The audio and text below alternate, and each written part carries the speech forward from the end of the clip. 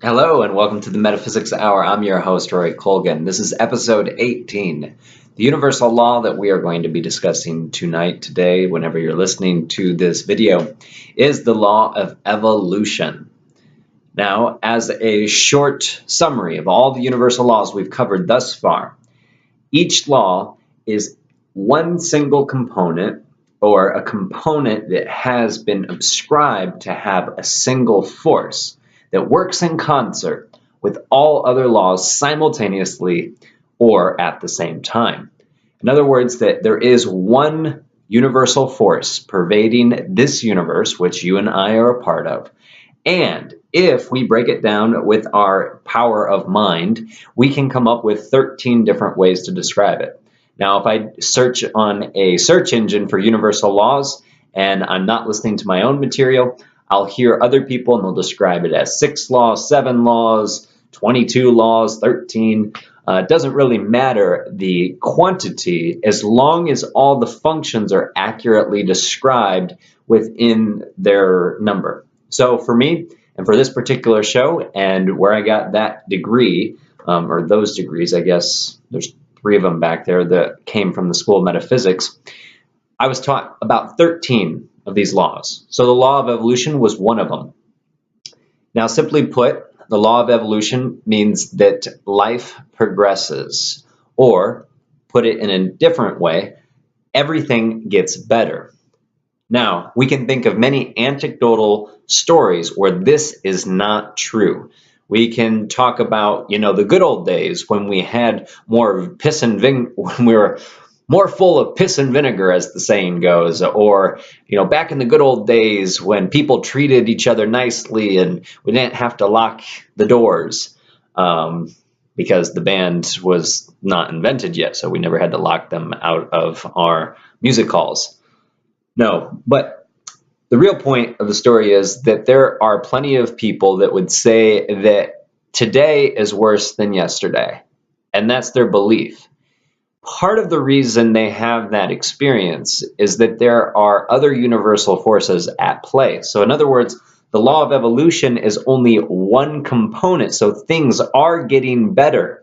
But you, going back all the way to the very first universal law that we talked about, the law of divine birthright, have the choice, have the power, have the wherewithal within you to say, no, I am not going to get into a better state. I am going to worsen. I am going to close my mind. I am going to close my heart.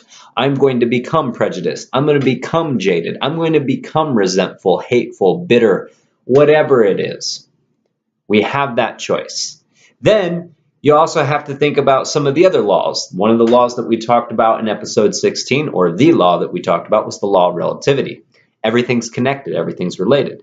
So if the body is starting to break down as we get older, it is harder to assume and to anecdotally say that life is getting better. Why? Because our body is breaking down. We're more susceptible to sickness, to disease, to accident. We're falling over. We're losing our mobility. We're losing what we once thought was something that we would never lose, our mobility, our freedom to live by ourselves independently if we so choose, the ability to see clearer, the ability to fall off a horse and not break any bones in our body, or to fall off a four-wheel vehicle and not break bones.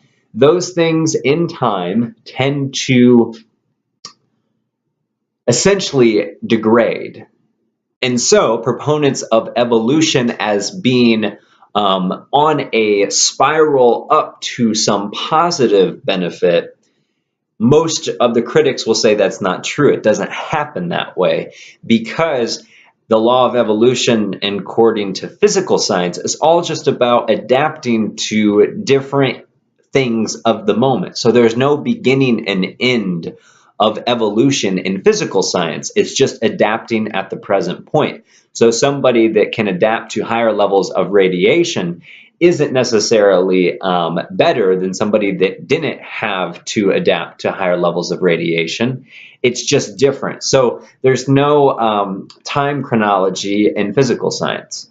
Well, in metaphysical science, we transcend time, but we also understand that time has an important part. So evolution does have a movement, a progression, just as night follows day, or day follows night, regardless of how you want to say it. There is a chronology of time, and that time is real. Now, what we're looking about in evolution, now especially this gets really metaphysical because we're starting to talk about things beyond the physical, things that some people don't even think exist simply because they don't experience them. And when they do have experiences with them, they discount it through various physical mechanisms, as opposed to using that to open the mind to metaphysical mechanisms. Give you a prime example.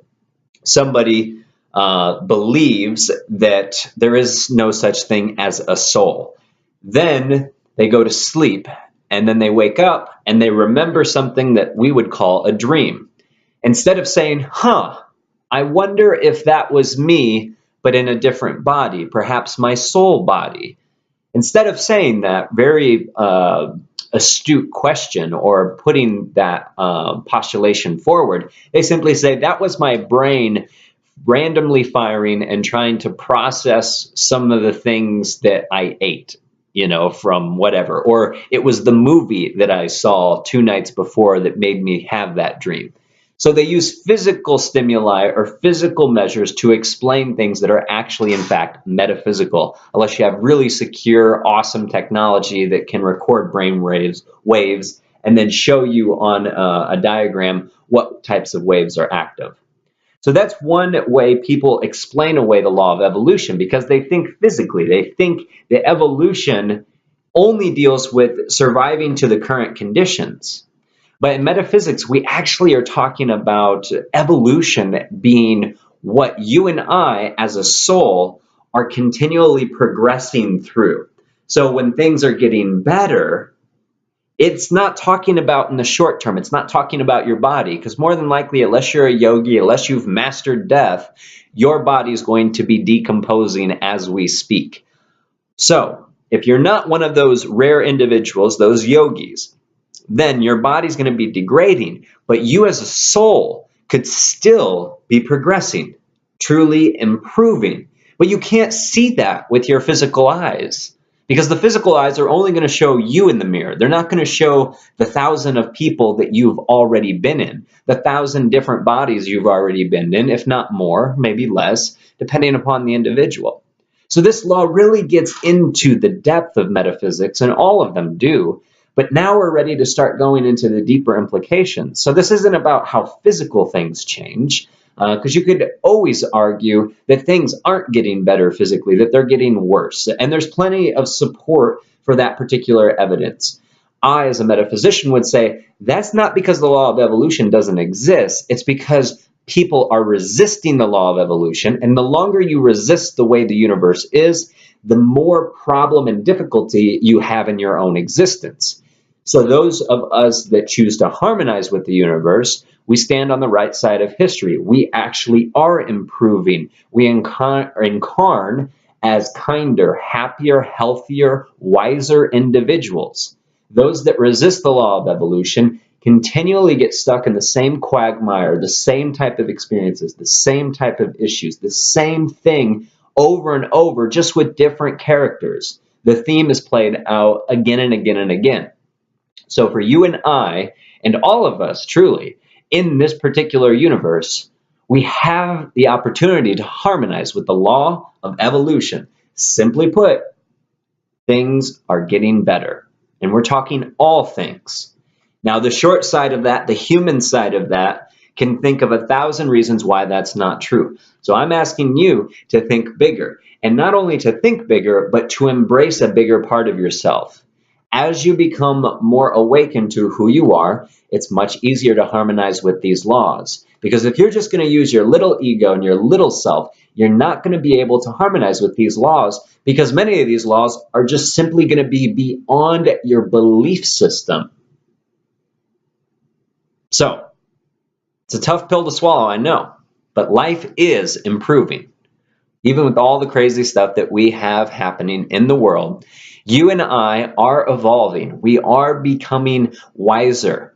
And we can harmonize with this by embracing that type of responsibility, embracing that type of reality, and riding the wave instead of fighting it.